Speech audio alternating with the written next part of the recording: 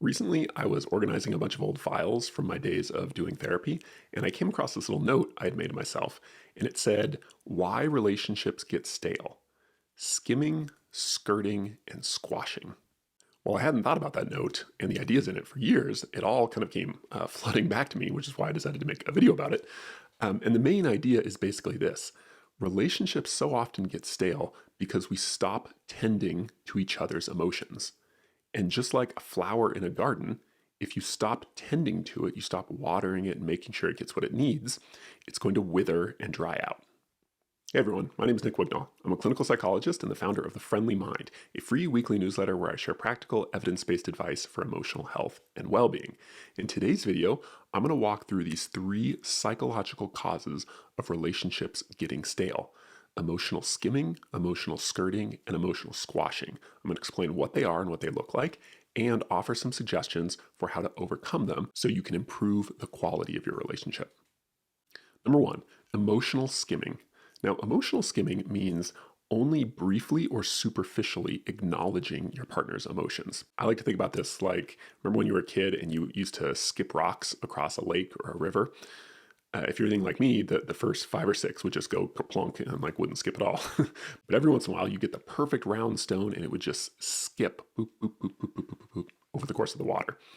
So that's just an image to help you get at this idea of skimming. And just like, stones can skim the surface of water, we can skim the surface of other people's emotions only briefly and superficially. Now, while rarely done intentionally, we can get into the habit, especially in our relationships, of skimming our partner's emotions, only briefly or superficially acknowledging them. The trouble is, when we get into habits of this, especially if both partners are in the habit of doing this, we tend to feel invalidated, like we feel like people aren't interested in or paying attention to how we feel. And how we feel emotionally, while not the entirety of who we are, it's a very important part of who we are. So if this major aspect of us, of ourselves, that is our emotions, especially about important things, if that's not getting acknowledged by our partners, we can start to feel kind of bad, right? And that's a very general term, but specifically what happens in a relationship is distance starts to grow between us and intimacy goes down. Another way to think about this is that people don't get lonely in relationships for lack of connection. Oftentimes you have plenty of points of connection with your partner.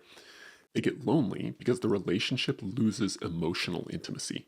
Now, a great way to break this pattern of emotional skimming is to practice what are called open-ended questions. You've probably heard this term before, and it's not rocket science. Open-ended questions are simply questions that invite the other person to elaborate or tell a story or go deeper. They're the opposite of closed questions. So, for instance, you might say, you notice that your partner looks a little stressed or anxious. A closed question would be, "You okay?" Because it sort of pulls for this very simple, superficial answer of like, "Yeah, I'm all right," or "Yeah, it's okay." But you might also say, "Gosh, what was it like to hear that said about you?" So, what was it like invites storytelling, it's an open-ended question that lets someone kind of go where they want with the topic. Now, again, it's not rocket science. Conceptually, it's not that hard to ask an open-ended question. The problem is, it can be very difficult and challenging to remember to do it in the moment, to have the presence of mind to say, you know what? This is a situation where asking an open-ended question would be really helpful, in part because it would invite my partner, my spouse, my significant other, to elaborate on their emotion. It would help us build intimacy and connection, right, on an emotional level. So the trick is, even if this is the big goal, is to be better about asking open-ended questions with your spouse or partner, maybe that's hard and intimidating because you don't do it, and there's not a lot of emotional intimacy right now, and there hasn't been for a while. So it feels very tough. It feels very awkward, intimidating. That's okay. That's normal. So like any skill, what I would say is practice it in smaller, lower stakes situations. So an example of this would be with my own kids. I try to practice asking open-ended questions after I pick them up from school or after they get home from school and I see them. So a typical closed question would be something like, "Did you have a good day at school?" And they're just going to go, "Yeah." Or like, "Yeah, it's fine." Something like that. An open-ended question might be, "How was school today?" See how that it kind of invites a little bit more storytelling or elaboration. It's open-ended. But also you could probably do better because even that, how was school today, it's a little stereotyped. We tend to ask that a lot. So that might also lead to kind of a simplistic answer. But you could say something like, I'm like my kids, I try to think of questions like, what was the weirdest thing that happened at school today? Or what was something really funny that happened at school today? See how these are much more inviting questions? They invite elaboration. So when you get in the habit of getting better at asking open-ended questions and being more comfortable with them, you'll be more likely to do it in your relationships. And when you can do it in your relationships, especially your primary romantic relationship, this is a really useful tool for going deeper on emotional experiences, helping the other person to elaborate on an emotion and reminding yourself that this is an important thing to do, to make time for, to tend to my partner's emotions. Doesn't mean you have to do it all the time, of course, but you do need to be able to do this at certain points and somewhat frequently if you want there to be this base of emotional intimacy in your relationship. Number two, emotional skirting. Now, to skirt something means to kind of avoid it entirely. Emotional skirting means avoiding situations with your partner because they might lead to difficult emotions that you just don't want to deal with or confront. So the image for this in my head is I remember when I was in college and recently out of college, I'd go back home for holidays and things like that. And, so I'd go to the grocery store sometimes. And I had this one friend from high school, and his dad, sweet guy, loved him, really nice guy. But he's one of these people that if you bump into them in a casual situation, like you're not going anywhere because he's going to talk your ear off at least 10, 20 minutes. So I remember a couple times I would be in the grocery store and I'd sort of see him. And I'm not proud of this, by the way, but it illustrates the idea. I'd see him and I'd think, oh God, I need to get to the deli section, but how do I get over there and get my stuff without bumping into Mr. So-and-so? And so I would kind of, instead of the direct route through the frozen goods section, I would kind of plot this new course where I'd go into the produce section and then around through the bakery section, and then I'd get over to the deli and get my stuff so that hopefully I wouldn't bump into my friend's dad and get stuck in a long conversation when I was on a timeline and needed to get out of there quickly. So, we all do this in all sorts of areas. We kind of design circuitous routes to things in order to avoid things we don't want to get. Nothing necessarily wrong with that, but if we fall into that type of pattern with our partners because we are motivated by and trying to avoid their emotions, especially their difficult, uncomfortable emotions, this can quickly become problematic. It can lead to, like the previous example of emotional skimming, it can lead to a loss of intimacy and therefore more distance and staleness in the relationship. But again, like skimming, it's important to remember this is almost never explicit or deliberate. Often it's more of this kind of semi-conscious habit or pattern that we fall into. So an example I remember from a client when I was doing therapy with folks, they said, and this was a guy was talking about how he fell into this pattern, and he said, yeah, I realized that my wife would come home from work, and often, because she had a really stressful job, she would be kind of anxious and stressed out after work. And and he would say I felt guilty about this, but I didn't like having to deal with that, with her anxiety and her stress. And so I got into this habit of I would kind of schedule things for around that time so I didn't have to be home when she came home. So I'd schedule my kids the soccer practice that I coached. I coached their team. I could have scheduled it earlier or later, but I scheduled it around that time so that I could kind of avoid having to deal with my wife's anxiety or stress. So this is an example of emotional skirting. And again, it's important to remember it's usually not deliberate. It's usually this kind of semi-conscious habit we fall into. But the problem is when you are avoiding this sort of the temporary discomfort of confronting and approaching a difficult emotion that your partner is struggling with, what you're really doing is you're exchanging it for much more long-term pain and suffering in the form of low emotional and relational intimacy in your marriage or in your relationship, which ultimately ends up being a lot more painful. So it's important to see this as it's a short-term strategy that gives you some short-term benefits in the guise of not having to deal with the emotional discomfort in the moment. But long-term, this compounds into a really gnarly problem where you have to deal with the kind of profound, almost existential pain of a relationship that's just gotten stale and flat and lonely, frankly. So if you find yourself in this pattern, one really nice way to start to break out of this cycle is to use a technique I used to, but I still use in some situations with clients and people I work with. I call it the emotional check-in. And the emotional check-in, what's nice about this is it sort of acknowledges that none of us are going to be perfect. We're going to do this thing where we avoid, whether it's deliberate or kind of more unconscious, opportunities to tend to our partner's emotions. We're going to do that. It's unfortunate. Maybe we feel guilty about it. But just because we've done that, that doesn't mean it's hopeless. What you can do is you can check in with your partner later and say something like, hey, it seems like you were pretty overwhelmed earlier today. I'm sorry I didn't make the time to kind of check in with you and ask how things are going. I'm sorry I wasn't more attentive in the moment, but I did want to check back in with that and see how you're doing. So, is that ideal? No, I mean, ideally, theoretically, we'd probably deal with that stuff in the moment. But actually, you can go a long way toward rectifying the situation and maintaining sort of intimacy and trust in the relationship if you're willing to do a little check-in after, even if you missed it in the moment, you can check back in afterwards, and that still is very meaningful. It's still a really powerful way to tend to your partner's emotions, even if you missed your first opportunity in the moment. Number 3, emotional squashing. Emotional squashing means actively criticizing, invalidating, or just sort of otherwise trying to discredit or get rid of your partner's emotions. For example, you might find yourself saying something like, you know what, it's ridiculous that you keep getting so anxious over something so little. Or stop with the anger already. Why don't you just calm down and be rational about this? Or something like, typical. Anytime I offer even the most well-intentioned criticism, you fly off the handle and get super defensive. I think we've all found ourselves saying things like that. We've probably all been on the receiving end of people saying things like that to us, even our spouses and partners.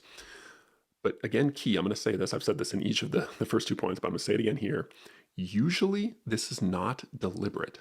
Our partners aren't malicious, evil, manipulative people who are actively trying to invalidate our emotional experience because they're mean psychopaths. Like, that's just not, statistically, that's incredibly rare. And that's not what's going on most of the time. Our partners are not trying to be hurtful. And I say this because I just think it's true. Again, statistically, that's not that common. But also from a mindset perspective, it's really important to remember in the moment. It's more helpful in the moment, even though it's difficult, when you do have an emotion being invalidated, for instance. Responding to that well and moving on from that well, that's going to be more likely if you are not responding to it with your own sort of criticisms of them, like they're such an insensitive brute, or I can't believe they, don't realize what they're doing. This is awful. They're being manipulative. They're gaslighting me, blah, blah, blah, all that kind of stuff. Really just not helpful. It's just adding fuel to the fire to have that kind of a mindset. I think a more empathetic mindset that realizes that when people are doing this, when they're doing emotional squashing, it's much more common that this is the result of their own insecurities. Usually, it's a defense mechanism for anxiety. They feel anxious or insecure on some level, and so they're kind of lashing out as a way to avoid or alleviate that insecurity or anxiety in themselves. Thinking about that, reminding yourself of that, can actually help you move on from situations like this much, much more productively. It also, by the way, will help you when you are in a situation where you're at risk of being invalidating or squashing your partner's emotions. This can help you remember to take to not do that, to not engage with that. That empathy can help you when you're on the other side of things. Now, I will say, when this happens, if you see yourself in this, which, to be totally honest, you should, because we all do this. No one is immune from this, okay? And I don't say that judgmentally. It's just a statement of fact. I certainly do it a lot more than I would like to admit. It's something I actively work on. But again, I'm not like a sociopath. I'm not a monster. But this is just something we all tend to fall into. Again, in part because it's a natural way that we alleviate our own insecurities. But so if you see this in yourself, like, relax, okay? Getting judgmental about yourself for the fact that you tend to be judgmental of other people's emotions, it's just not going to help anything long term. All right. So don't get judgmental about this. What you can do tends to be very helpful for this situation is to remember a little mantra. And again, I use this myself because, again, I fall into this just as much as anyone on average. And that is validate the emotion, criticize the action. Validate the emotion, criticize the action. Now, what this means is this is an important mantra because it acknowledges that there are plenty of times in relationships where we do need to be critical. We need to give some advice, some tough advice maybe, or we need to assertively ask for something that we want, even though it's uncomfortable. Okay, this happens, right? This is normal, and it's okay to do that. It's okay to be critical if you're doing it in the right way. But speaking of what's the right way to do that, what you really want to avoid is being critical of the emotion, and instead be critical of actions and behaviors. And the reason for that is we can't control our emotions. It's like being critical of someone for having red hair, right? It doesn't make any sense because they can't control it. Similarly, being critical of someone for how anxious they're feeling or how angry they are, it doesn't make any sense because it's not something they can control. What you can be critical of or give advice on or ask for things to be different about is their behavior, things they can actually control. So for instance, you might say to your partner something like, you know what? It totally makes sense that you're feeling anxious, that you would be feeling anxious after that situation you just went through. I'd probably feel the same way. That's all validation, right? And I think it's really unhelpful that you continue to worry about this. Okay, so notice, you're validating the emotion, anxiety, but you're giving some advice, being critical about the behavior, worrying, which is a behavior and something someone can control. Or maybe you say something like, it's okay that you're feeling angry when I make a suggestion like this, but I do not like it that you get sarcastic with me whenever I make a critical comment. And I would appreciate if you didn't respond sarcastically to my feedback or suggestions. So again, validate the emotion and then be critical of actions and behaviors. Now, there's a few ways on the validating part. I think most of us don't need a ton of help with the being critical part, but on the validating part, which is where most of us need to shore up our skills a little bit, a few ways to think about being valid. There's lots of ways to be validating, and you've probably heard some of the examples I give, but one I like is this formula of it makes sense that you feel X given Y. It makes sense that you feel anxious given that you just got out of this really stressful meeting. It makes sense that you feel angry given what so-and-so just said to you. So it makes sense is a good way to be validating of people's emotions. Another one is, I see how you got there. So I see how, it makes sense to me. I see how you got to be so angry given what you just went through. It's kind of a version of the previous one. But I see how you got there can be a really nice one.